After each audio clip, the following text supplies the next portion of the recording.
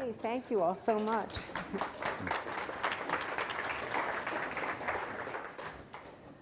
I am so glad to be here. What a great audience Jean and Steve have attracted here. No, I think it's you, might have Andrea. something to do No, with you, Andrea. no, I've got to tell Plus, you, they might with have had everything something to do that's with people being going on, hungry. But that might have been I part feel of a it. little bit shell-shocked between all the stories we've been covering today. We've been doing our show here and going from obviously all the great concerns about Mandela, the trial in Florida, but I just want to share that I just had on my program Yo-Yo Ma playing Bach live. Oh, yeah. So That kind of mellowed it out. That's good. That's good media. it can't be all bad. And now this. So today's talk is Be Fearless, How Big Ideas, Experimentation, and Falling Forward Can Change the World. And I can't think of two better people to be with than these two innovators, philanthropists, and fearless people, Jean and Steve Case. Husband and wife team, both chairman and CEO of the Case Foundation. Jean serves as the CEO and Steve as the chairman. It's In other words, very well she runs divided. it That and works. occasionally asks me to show up, but doesn't usually ask for my I opinion. like that division of labor. They founded the Case Foundation in 1997, making it their mission to use the power of the internet and technology to invest in people and ideas that can change the world, and boy, have they. As you all know, prior to forming the Case Foundation, Jean joined America Online when it was really just a startup and worked her way up to being a senior executive at AOL. She directed AOL's marketing and branding and helped transform AOL into a household name. Steve is perhaps best known as co-founder and former chairman and CEO of AOL, and as chairman of the Case Foundation. Steve invests in both nonprofit and for-profit enterprises. His business and philanthropic principles center around what he calls the 3 Ps: people, passion, and perseverance. And the Case Foundation's Be Fearless initiative inspires really a different approach to decision-making. The foundation lays out their ideas for fearlessness in 5 steps. Make big bets and make history. Experiment early and often. Make failure matter. Reach beyond your bubble. Let urgency conquer fear. So that's a great starting point, I think. Could both of you talk about making big bets? Jean, to you. How do you make history from making big bets? Sure. Well, let me just set the stage a little bit. First of all, hello to many of our friends who are in the audience. It was so wonderful to come in this room today and see so many of our friends, and thanks to everyone for being here this afternoon. You know, the whole Be Fearless thing came about. I talked a little bit about this in a 2-minute pitch very fast last night, and I just want to draw some more context out of it. The Case Foundation, as Andrea said, was started in '97, and so the foundation turned 15 last year. And we've been doing a lot of really great stuff that we loved being a part of with partners and with others. But honestly, as we looked around, we said, gee, you know, if we think about the next 15 years, what does that look like?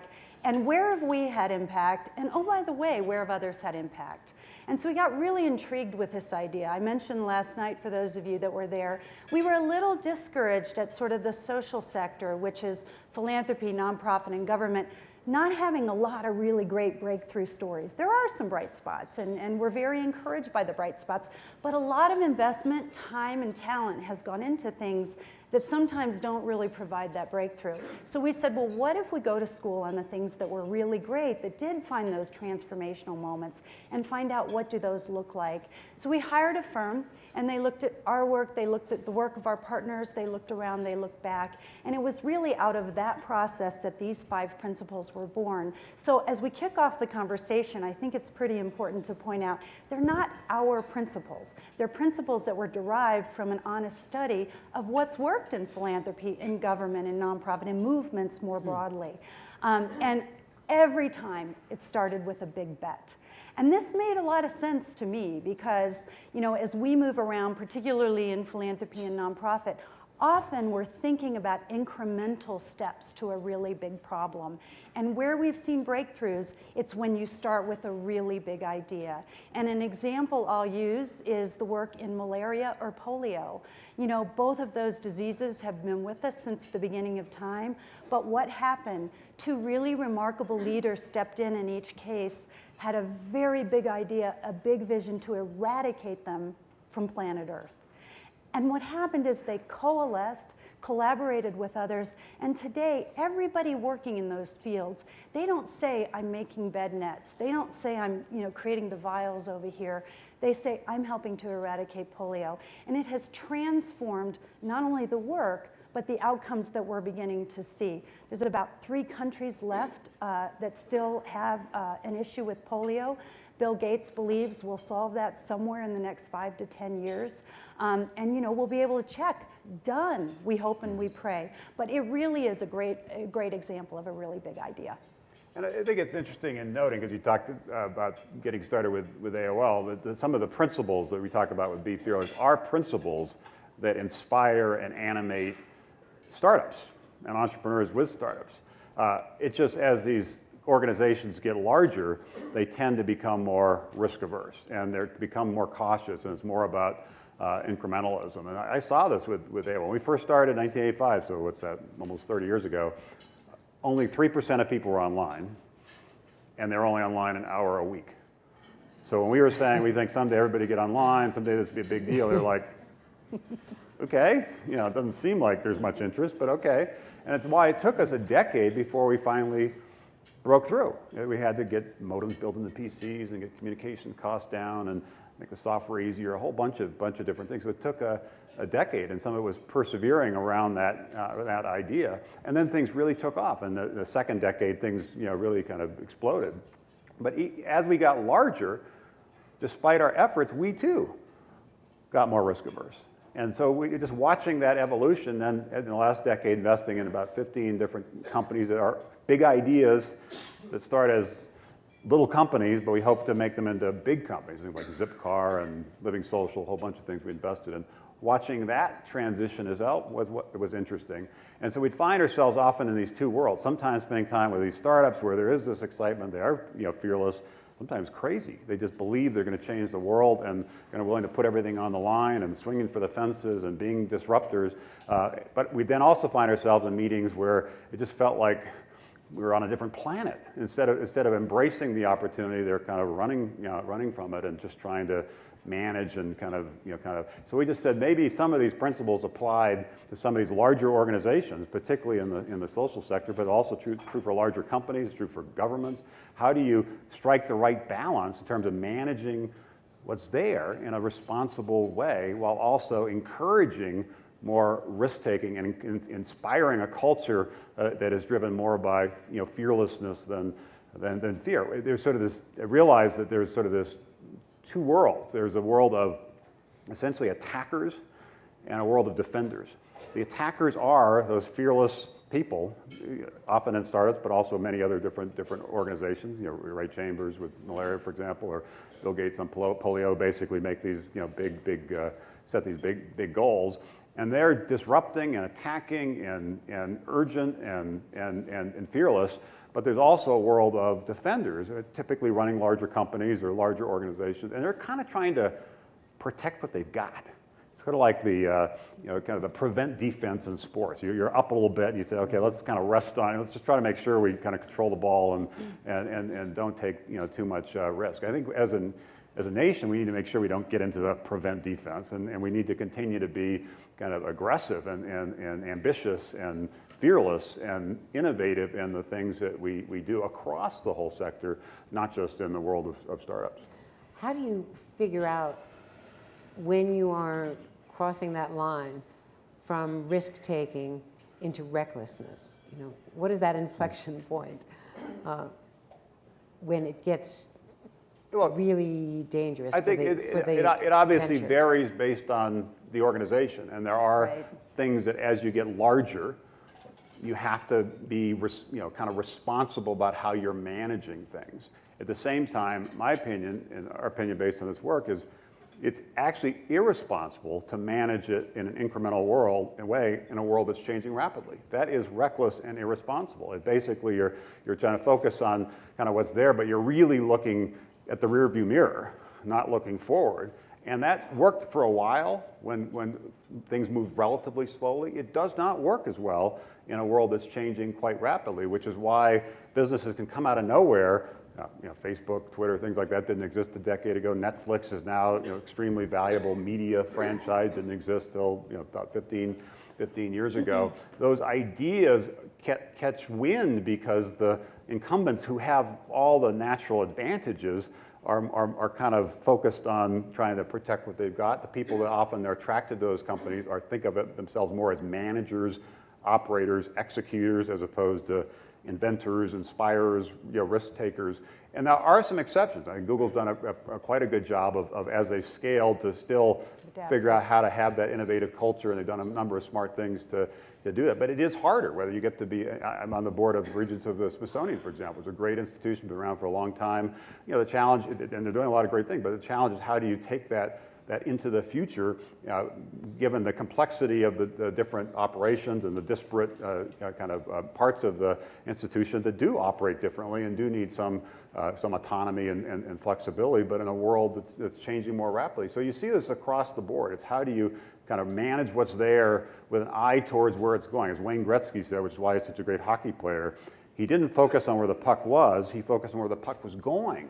And just got there a split second before somebody else did, and that's why he was a great hockey player. Yeah, and I would say, Andrea, I've been on so many nonprofit boards, and this has really been my full-time work for 15 years. So I've now had this job longer than any other single job I had. We don't have a problem with reckless risk-taking in the nonprofit sector or in philanthropy. We really do have a problem with the other side. And as I look across the room, I know the work that many of you are engaged in the social sector. And for every organization and for every leader and for every cause, it's going to be different. For some, they're going to need a toe in the water strategy. Maybe a small percentage of what they do is that sort of innovation portfolio, if you will. Or, that's where we're going to take some risks and allow people potentially to fail while we try new things. As a sector, and the funny thing was, we did do this Be Fearless work thinking that it was really about the social sector, but as I get behind closed doors with really big companies like Steve was just talking about, they'll say, we really need this too, and they want this. And I think some of it derives from the fact that many of you are funders in this room, and if nothing else, you're taxpayers. And so when people think they're spending other people's money, they tend to be much more careful with it. So it's really up to us as the funders and the taxpayers to say, we want impact, we need innovation, the old models aren't working in this new world, and give the people we work with some permission to try new things and take risks.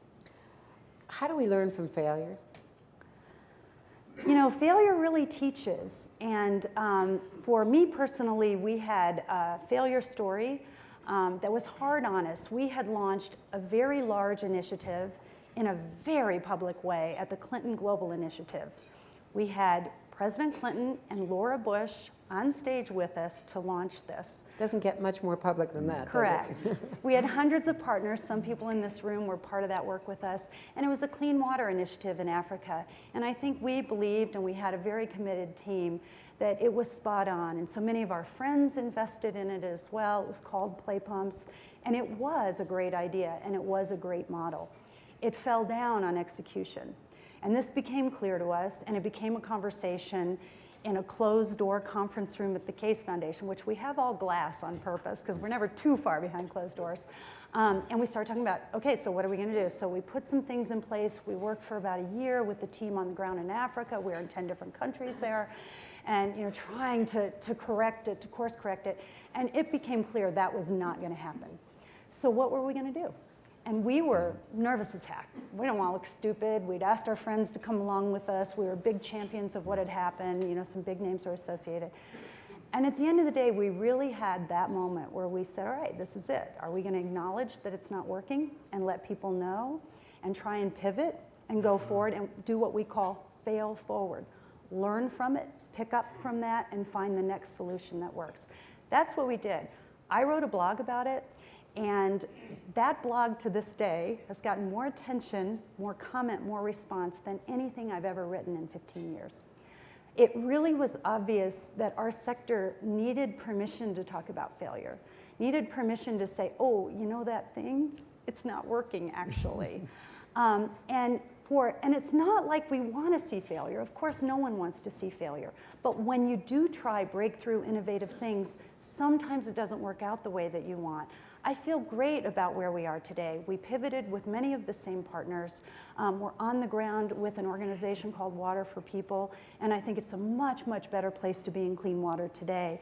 But we probably wouldn't have gotten there without that failure. And some of that, again, goes back to some of the lessons learned from startups is it's pretty rare that you kind of hit it the first time. It's now called a pivot, but there's always been some adjustment. AOL, we probably did 3 or 4 pretty significant adjustments to our business model. Initially, we started, we're only going to build online services in partnership with other people, PC manufacturers in particular, with their brands. So we created Apple Link and PC Link and all these different things, Apple and Tandy and IBM, and that was our strategy. Then one day, like, I think it was 1988, Apple woke up and said, we don't want you to use our brand anymore. You have to rename the thing. It's like, oh, bummer.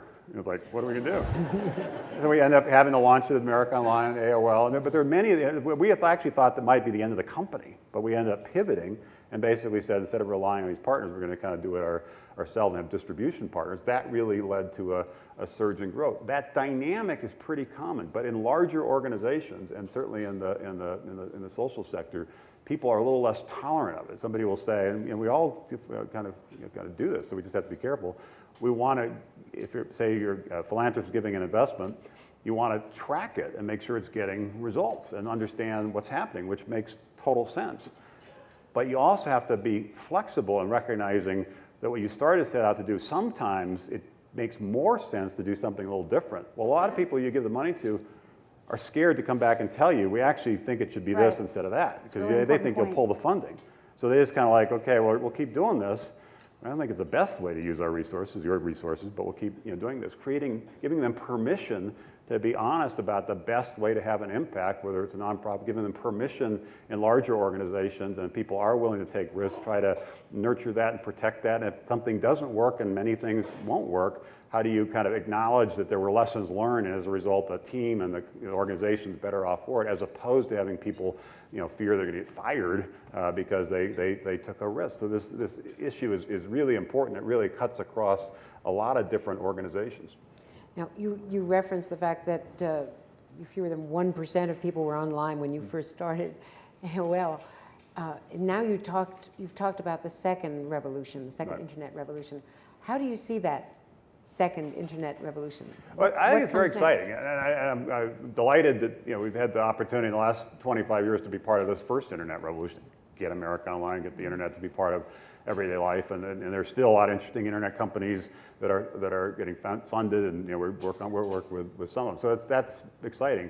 But I think the next 25 years, sort of the second internet revolution, is going to be much more exciting, because it's not so much about creating internet companies. It's using the internet and other technologies, mobile technology and other things, to improve the way we live our lives and disrupt huge sectors of our economy that need to be disrupted if we're going to continue to have an innovative economy and get our growth rate up from kind of 2%, which is too low. Things like education, healthcare, energy services, transportation services, government services, what I just mentioned, are the majority of our economy. Healthcare alone is 1/6 of our economy. Those haven't changed much in the last 25 years. I think they'll change a lot in the next 25 years. So it creates enormous opportunity for entrepreneurship, and that's one of the areas that we're focused on from Revolution. But part of the reason we know there's opportunity is we know most of those organizations, most of those incumbents are going to play defense, which creates an opportunity and a vacuum for the entrepreneurs to play offense. And there'll be a battle, because these are complicated businesses. Many of them have a significant government role, either the government as a primary customer, like healthcare or education, primary funder, or government as a primary regulator. And they're more enterprise sales, which are more complicated. You have to get people to buy into it, and that's sort of a chain, as opposed to the internet business, which are more direct to consumer. If you're Instagram and launch an app and millions of people like it, suddenly you can build a business pretty quickly. It'll be harder to build and scale these second internet revolution businesses, but there are going to be some significant opportunities there from a business standpoint. But more important, we can use these technologies, these tools, to improve how we get, stay healthy, improve how we, how we learn. So they're really important parts of our lives. So I think that, even though, as I said, the last 25 years was great, the next 25 years is going to be even greater. But we need to, as a nation, make sure we win we lead in that second internet revolution. And part of that is making sure we remain the most entrepreneurial nation, which ties into access to capital, regulation, immigration, a lot of different topics. But we're poised for enormous opportunity, enormous growth, as long as we are fearless and really recognize that it's time to play offense, not defense. And I need to add to that, just from a philanthropic standpoint, we're hugely jazzed by the opportunity in this second internet revolution for philanthropy. AOL really was a mission company. We wanted to democratize access to information and communication and level the playing field. And Donna and Jim Barksdale are here with us, and when Jim was running Netscape, we had the opportunity for Netscape to come together with AOL at that time, and that then opened up the broader internet, which before that, nobody could really access the internet. It was a closed online system. And we actually negotiated that deal in Aspen. It's true. Well, Aspen cred. But the reason I bring that up is, so at the Case Foundation, we're all about democratizing philanthropy. And the way we can do that really effectively is to use these new technologies and social media. So we've invested, for instance, in 3 technology platforms that allow for micro donations. So suddenly anybody can be a philanthropist, and easily as part of what they do every day with a $10 or $20 gift. These 3 platforms combined have contributed more than $1 billion to nonprofit organizations. So the power of these technologies to affect society in a really positive way is something that I think really animates our work, and we're really excited about the potential in philanthropy. Could you speak to the digital divide? Sure. Because that is still a really negative aspect of this as income disparities widen. Right. This is such a critical sector, Right. and in public education it becomes It is, but I'm both discouraged and encouraged. One of the first major initiatives we did at the Case Foundation was a digital divide initiative, in which we created 1,000 after-school technology centers in low-income neighborhoods, half of them in Boys and Girls Clubs. We were very concerned about the digital divide as we got started, and we had a variety of partners help us take forward that work. Today, one of the things we do is we look a little globally to see where things are going. And the rise of mobile is so powerful. And not just mobile, but smartphones. And I think that is democratizing a little bit access to digital stuff, if you will. Because, and even in talking to some of the cell phone providers and networks, they'll tell you they see tremendous growth opportunity, particularly in the lowest sectors of society, having affordable options to access information. Steve, you've invested in, I think, in Zipcar and a couple of other initiatives. Tell us about some of your other bets right now. It ties in with this theme. The last decade or so, Firm Revolution invested in companies, and interestingly, we have, at least interesting to us, we have the same mission statement, the same vision for Revolution, the investment side, and the Case Foundation, the nonprofit side, which is we invest in people and ideas that can change the world. So we're really looking for the kind of the big ideas, and then try to help nurture, not just with capital, but just how do you help build up these ideas so they really get scaled. So like Zipcar, probably 8 or 9 years ago, we first invested. Nobody knew what car sharing was, or a few cars in a few cities, and we said, well, it seems to us that in the long run, maybe in the mid run, in cities, most people probably don't really need a car, and they probably are only using it like 5% of the time. And if they look at the cost of that and the environmental implication of that, it'd be better to share a car. But up until the advent of the internet, it goes back to the second internet revolution, it wasn't possible to share a car in a remote, secure kind of way. Well, if you could actually do that on your phone and be walking down a street and there's a car parked a block away, you could basically book it on your phone and go up to the car and push a button, open the car door, and drive away. Well, that actually, people would be likelier to share cars. So it's part of this broader theme that we've developed called the sharing economy, that we think a lot of things that people previously wanted to own, they now are inclined to share. And we've got other companies like Exclusive Resorts and Portico, and that kind of are part of that sharing economy drivers. So those are the kind of things we look for. So it's a little bit like we felt with AOL and the internet 25 years ago. It was still kind of fringy, still kind of, there were reasons why people thought it would never really... Like our parents? Never really amount to anything. But we said, well, it seems to us that it might take 10 or 20 years, and you need to have more of a built-to-last mindset here, not a built-to-flip mindset if you're attacking some of these bigger problems. But those are the kinds of things that we have fun kind of helping to build. What are you looking for when you're looking for talent? Jean, when you're hiring or looking for people or deciding whom to sponsor or invest in, what qualities? So it's funny, the things we look for, the things often not found on the resume, we'll ask questions like, what disruptive thing did you do in your life? What risk did you take in your career? Because, particularly our work also is very focused on millennials, and at the Case Foundation, we have a lot of millennials. Some of you know them as Gen Y, roughly people under 30, young people under 30. And one of our concerns about millennials, and we're very open with them, we celebrate so much of what they're about. They're idealistic. I personally think they will be the next greatest generation. But they have a little bit of an issue with fear of failure. Because for many of them, they were given trophies for showing up, they're on a perfect track, they're checking the boxes as they go along, and the very idea that something's going to go wrong and they're going to fail can sometimes stop them in their tracks. So when we look at talent, particularly in that generation, we really try to see how comfortable are they with innovating, with risk-taking, with trying new things. But across the board, I would say that's the DNA and the things we invest in, as well as the talent we attract. But we've got a really terrific guy, Michael Smith, who's with us, who's our Senior Vice President of Social Innovation at the Case Foundation.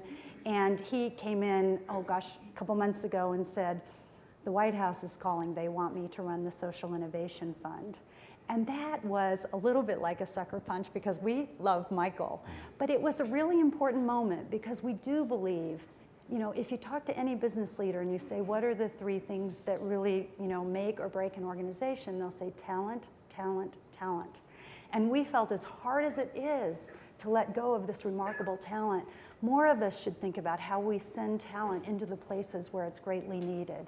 And the work of social innovation in the federal government needs a lot of talent. So it's bittersweet for us. It's hard for us to let go of Michael, but at the same time, we're celebrating that the public sector will have terrific talent taking that work forward. And how are our schools, and particularly our colleges, preparing our kids for the kind of employment to be in Revolution, to be in the Case Foundation? It's a challenge. Everybody knows that a lot of people in this room have been working on education, in some cases for decades. I think some progress is being made, but we clearly are not, as a nation, doing a great job of training our kids for the jobs of tomorrow, the world of tomorrow, and it's particularly true in the STEM area, but there's some other aspects to it as well. Now, I personally am a believer that while technology isn't the answer, and when people who have a technology bias think they can solve the problem just by kind of waving some digital pixie dust on the problem and miraculously it will go away, I think that's sort of naive. But I think technology is part of the solution. I'm actually encouraged by some of the developments you're seeing now around more active learning platforms, around more that allow you to be engaged in what you're learning as opposed to just being kind of passive recipients of lectures in a more traditional way. Some of the adaptive learning technologies that basically allow you to customize how you're learning based on how you learn better. We all learn differently, and right now it is kind of a one-size-fits-all kind of approach. So I think there are some interesting innovations. It'll take a while before they really kind of take hold. But I think we're on a path to get better. Meanwhile, though, it sort of ties in with the issue of talent. Something I've been spending some time on and pretty passionate about is how do we deal with some of our immigration challenges and win what is now a global battle for talent. Of course, we want to make sure the kids that grow up here have the best possible educations and are kind of able to take the best possible jobs. But we also need to make sure that we understand that the United States is fundamentally a startup nation. 250 years ago, it was an idea. People some pioneers, disruptive, attacking entrepreneurs that were fearless, kind of floated over on boats thinking there was kind of a better life, a better world. And we built this nation into what's now the leader of the free world. And a lot of the attention is appropriately on the patriots who helped build the democracy, Jefferson and Washington and so forth. What's the story less told, at least in my opinion, is the entrepreneurs who helped build the economy. And the reason we're the leading economy in the world isn't by accident. It's the work of entrepreneurs who helped build first the agricultural revolution, then the industrial revolution, more recently the innovation revolution. If we're going to remain the leader of the free world, we're going to have the leading economy. We also have to have a stable democracy that's functional, but we also have the leading economy. If we're going to have the leading economy, we have to have the most innovative economy. If we're going to have the most innovative economy, we have to have the most entrepreneurial economy, which gets me in immigration. That 40% of our Fortune 500 companies were started by immigrants or their children. 40% of our Fortune 500 companies. About half of our technology companies were started by immigrants. But it's down from a decade ago because we've actually made it harder for people to stay here. We make it easy to come and get a PhD at Stanford or MIT or Carnegie Mellon, but we then all too often kick them out, force them to go back to their country, and what do? They start companies there that compete with companies here. So their economies grow faster and our economies grow slower. It's stupid. It's insane. It'd be like the equivalent of we went to China, recruited some of the smartest people in China to join our naval academy, taught them our naval strategies and secrets, and said, thank you for coming. You must now go back to China and join the Chinese Navy. Nobody would say that makes sense, but that's fundamentally what we're doing. So we've got to win this battle of talent. High-skilled immigration with things like H-1Bs and startup visas are a key part of that. But thankfully, now in Washington, there is bipartisan support. The Senate will vote this afternoon on a comprehensive immigration reform. It will pass the Senate by at least a 2/3 vote, with probably about a third of the Republicans supporting it, which is unbelievable because you said 2 years ago, what's the possibility of comprehensive immigration reform passing? It'd be zero. But some people were fearless, including some leadership on the Republican side, some people like John McCain, Marco Rubio, and others who stepped up and took on took some heat from people who didn't believe there should be a path to citizenship, for example. Well, they crafted a bill, this Gang of Eight. It will pass the Senate today. It's more challenging in the House. In the next couple of months, the question, how do you continue to build momentum on it? But the most important factor to me, I hope you'll take away, is while border security is an issue, and while a path to citizenship is complicated and sensitive and there are different dynamics to it, and while guest worker programs for different industries are important, high-skilled immigration is critically important, and we shouldn't just view this through the prism of a security prism or a moral prism or any other prisms. The core one to me is more, or a political prism, which some people view it through, is an economic prism. If we get this right, we're going to be poised for growth and leadership in this second internet revolution. If we get this wrong, 25 years from now, we'll regret it. And the last point I'll make, obviously I get a little worked up on this, I'm sorry. I told you the story of America. Now let me tell you the story of Detroit. 60 years ago, 70 years ago, Detroit was Silicon Valley. Mm-hmm. It was the most innovative place in our country for what was the most disruptive technology at the time. Detroit rocked. Drove American manufacturing to new heights. It was the envy of the world. In the last 50 years, Detroit's lost more than 50% of its population. It's in free fall, about to go bankrupt. Why? It lost its entrepreneurial mojo. Big global competitors came in, it got kind of complacent, driven more by incrementalism, fear, not really taking risks, and as a result, we're trying to fight back, but mostly lost that industry. We need to make sure the United States learns about its last 250 years of being a startup nation and doesn't kind of fall into this Detroit. I don't think it will, but things like immigration, so we can win this global battle for talent, is critically important. So please, the Senate isn't going to vote before you can get to them, but please call your members of the House in the next few weeks and make sure they know how important this issue is. And in fact, the cloture vote today was, I think, 68 in favor, and that will be mirrored, as Steve says, in the final vote this afternoon. But the Speaker of the House has said he's not going to take it up. Now, they're going home for the July 4th recess, and whether or not he does take it up, I think will depend entirely on what those members hear from their constituents over the next couple of weeks. Absolutely. Including a lot Everyone of in you the folks room, out here. no matter how you feel about it. That's right. I want to open it up to questions, and we have a little video. Before we get to the questions, we want to just tee them up a little bit with just a video from the Case Foundation. We think. Maybe. We know they were, there we go. There we go. If you added up all the times you failed, all the times you came up short, would you try again? What if failure wasn't a limitation? What if taking risks was your status quo? What kind of world would you imagine? When global challenges seem overwhelming, we need to create unlikely partnerships, experiment with new thinking, and set audacious goals. To build a better world, to make a real difference, we have to take bigger risks, make bigger bets. And if we fail, and fail again, we have to get right back up, stronger than we were before. To live in a world worth living in, we have to let challenge inspire us. We have to take risks, be bold, and let urgency conquer fear.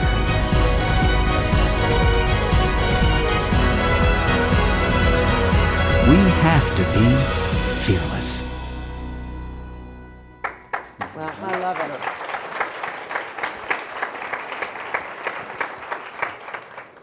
That was great. Michael Smith. So we said earlier that we really love to hear and learn from others, and collaboration is a huge part of our work. So in this Q&A, I know we would really enjoy not just questions, but if you have something to add to this dialogue from your own experience, Ideas. we'd really love to hear from you. All you have to see is George W. Bush and Bono and what PEPFAR has meant, That's true. right. and why Bono speaks to what George W. Bush has meant for Africa. And that tells you Absolutely. everything you need to know about collaboration That's exactly and right. partnerships. So, yes, ma'am. There. We've got roving mics. Hi, Lori Tish. Lori. Great presentation, thank you. So as you well know, right now, a lot of the trend in philanthropy is about metrics. And you know, there's so much question about, or so much conversation about why Right. foundations can't be run like a business. To me, foundations are not businesses. To me, that a lot of that goes in contrast to what you're talking about being fearless and taking big risks, and I'd love to hear your thoughts about that. Sure. So, and I'll let Steve chime in too. We believe that more metrics and understanding of where impact has happened is needed. But we do think that we've erred a little too far in the philanthropic sector. So Jim Cameron, who many of you know as a director, is also really a scientist and an innovator and an explorer. And if you followed his work, he went to the deepest spot in the ocean recently. And I'm on the National Geographic, I'm a trustee at National Geographic, and he's become an explorer. And he was with us last week, and he was talking about that, and he said, you know, it was interesting. When I went around to get funded for my deep water exploration, he built his own craft and everything. He said, you know, I went to the NSF, and they said, well, what are you gonna find down there? And he said, well, I don't know. I'm going down to find out. And he went to the next funder and the next funder and the next funder. And unless he could tell them really what he was going to find when he got there, they wouldn't fund him. So I think we do need more metrics in a lot of places. We keep doing things that are showing no efficacy, that are having no results, and we've somehow got to do better at that. But at the same time, we have to be willing to put investment in places that are more inquiry-based, you know, really trying to find a solution that maybe isn't staring us in the face, because times have changed. We need to retool and rethink, and we won't always know the answer before we get started. And also, I think it's worth pointing out that the businesses aren't the same. There's really three discrete segments of business that actually are really different and operate differently. There's small business, maybe you own a restaurant in Aspen, and basically you're going to run that for the next 10 or 20 years. And those small businesses collectively are a big part of our economy, big source of jobs. They're large businesses, Fortune 500 companies that are also really important foundations. But the third, which is really where the leverage is in terms of innovation, are these young high-growth startups. The Kauffman Foundation has research on it. It said in the last 3 decades, 40 million jobs have come from these high-growth startups, which accounts for almost all the net job creation. Because some restaurant starts, but somebody else goes out of business, and there's some churning. And the mindset in terms of how you manage each of these are fundamentally different. So it's not necessarily saying that as we think about nonprofits, we shouldn't bring a business approach. We should just bring a more flexible, innovative, entrepreneurial, startup-y kind of approach, recognizing that the path forward is not certain. And 25 years ago, when we started AOL, we wouldn't have gotten funding unless we had a pretty detailed business plan with a pretty detailed spreadsheet, which was completely made up. They always were. It actually was only in the last decade that people have acknowledged they are made up. And venture funders now basically are focused on the idea and the team. They're not saying write this big report with this detailed spreadsheet, because it's a joke and everybody kind of knows it. So they basically say, we love the idea, we love the team, we're going to invest in this. We're going to track metrics. We're going to figure out what they are in terms of are we making progress or not. But we're not going to be overly rigid in deciding prematurely what those metrics should be, and we're going to be flexible. Maybe next year's metrics are different than this year's metrics. So I think it's not just saying the way you run a business should be applied to government or nonprofit. I think that is a mistake. But understanding where you are in terms of that organization, where the evolution, and maybe taking some of these be fearless startup-y principles and trying to apply them, that may be a better path. It's about flexibility. Another questions? Yes, back there. Yes, you, sir. He's waiting for the mic, I Microphone, think. sorry. Kind of hard to maneuver, I guess. Thank you very much. What I'd like to say to you is I was at a dinner where Larry Summers introduced Sheryl Sanders, and he said, as an economist, people come to me and say, what's the difference between capitalism and communism? And he said, well, in communism, the producers basically rule the world, and if you're a consumer, you got to pay the butcher or whatever to get what you want. But in capitalism, it's the consumers who basically have the power, and the producers have to meet them. And this was a Teach for America dinner, which, of course, was his point. K through 12, to me, is our biggest challenge, our biggest risk. Are you incorporating anything, like Larry said, and trying to change that dynamic where the consumers, mainly the students, get You can talk the about upper it maybe hand? from some of the ed tech stuff that you've looked at. Yeah, we're not as focused as some of the people in this front room on policy around education reform, because we've kind of try to stay pretty narrowly on entrepreneurship, innovation, and immigration as part of that, because it's tightly coupled for the reason I mentioned with entrepreneurship and innovation. On the investment side through Revolution, it is one of the key areas that we focused on, and we've made several investments, and we'll continue to make investments, because we do believe that is sort of the next generation of innovators, and the tools that these companies can help build in partnership with schools, I think is important. One company we back called Echo 360 has a relationship with 600 colleges and universities. And while I'm excited by what's happening with the concept of, you may have heard of MOOCs, which are kind of essentially courses in the cloud that people can take remotely, and it's very exciting. Right now there are 100 million people on 20,000 colleges and university campuses around the world, and working with them to help them evolve their curriculum to make it more interactive, more adaptive, more and so forth is important. So we're focused on that. We're looking at the K-12 space. It is harder actually than the higher ed space because of the decision process to make changes. It is more regulated. It's a tougher sell. So it's a tough. My guess is a lot of the innovation are going to come in higher ed, and then over time, some of them will move to the K-12 space. But we are talking to some companies there as well. And I would just add on Andrea's question about talent. We really believe we need new talent, which Teach for America I think taught us. But we really do need new talent going into education. So I personally spent a lot of time at universities in the last year, business schools and other places, going through this material that we're going through today with students. And really encouraging them as they launch into their careers to think about innovative approaches and think about big ideas, et cetera. And many of them will go into education and we hope become new talent that bring a new perspective. And by the way, I'll be moderating a panel on the MOOCs on Sunday at Greenwald at a plenary at 2:40 with the brilliant Stanford innovators who launched all of this, and now other universities, of course, have gotten into it. And there are a lot of questions about the metrics, and all of those will be raised. But it is one of the ways in which education can really be transformed, especially if it's a combination of online lectures with teaching assistants in classes around the country, community colleges, areas that can't possibly bring in this kind of professorial talent, who can then do testing and preparing people for that gap between high school and college. And it's also just the discussion of it and the experimentation happening is leading institutions that were 3 or 4 years ago kind of not paying attention to it to take it much more seriously. Boards are taking it much more seriously, so that it will end up having some impact on the core, as well as creating some new opportunities around the edges. And the themes around the Franklin Project, which was launched before the Ideas Festival actually started, it's really, moving towards a more service-oriented model for our young folks, and I believe service will be a solution to help transform our schools as well. And we've invested in a lot of that. We have time for 1 or 2 more questions. Yeah, sure.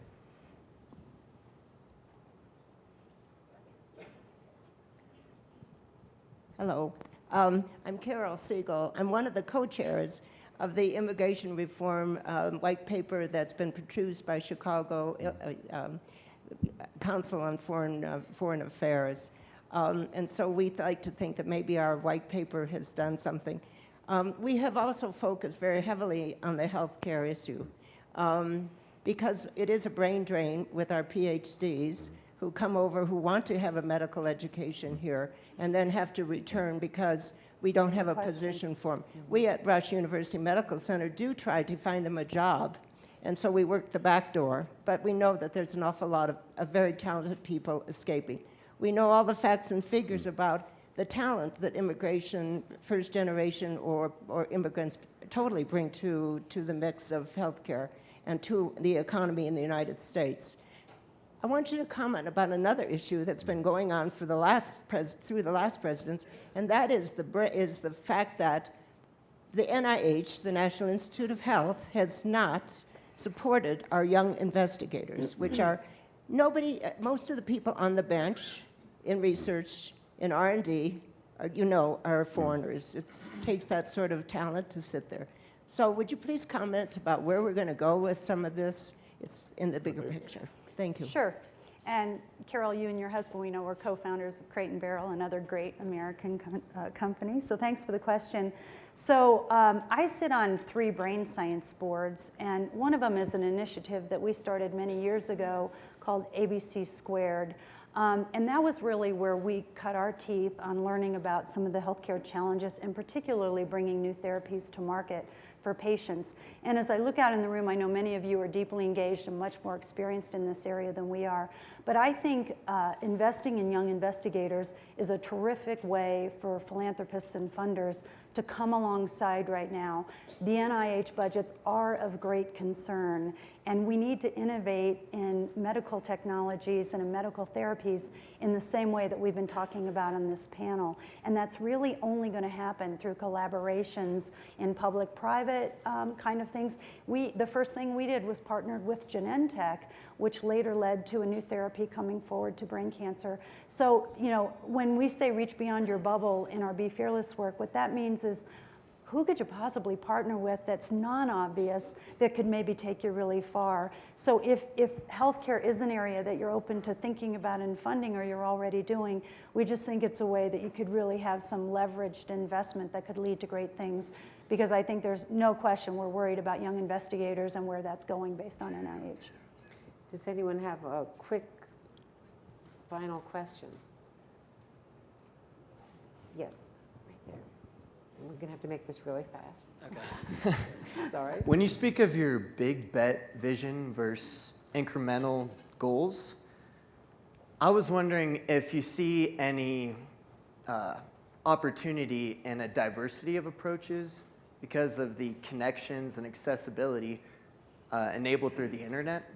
So in essence, can a big range of small bets help the truly fearless, or inspire the truly fearless? Sure, and that's essentially what the dynamic is in the startup world. Some of the things we're involved in, like chair of the Startup America Partnership and the Startup Weekend organization, are designed totally to try to stimulate a lot of that kind of excitement and ideas, put a lot of ideas in the playing field relatively quickly, relatively inexpensively, a little bit like the investigators and focusing on research. Some will work, some will not work, then put more resources behind the ones that do work. So in terms of this, the goal of trying to have significant impact, you've got, it's a long, as I mentioned with AOL, it was really more than a decade before we hit our stride. People in the mid-90s said, oh, the internet came out of nowhere. AOL, like, it's an overnight success. No, it wasn't. We were like struggling for a decade when nobody was paying attention.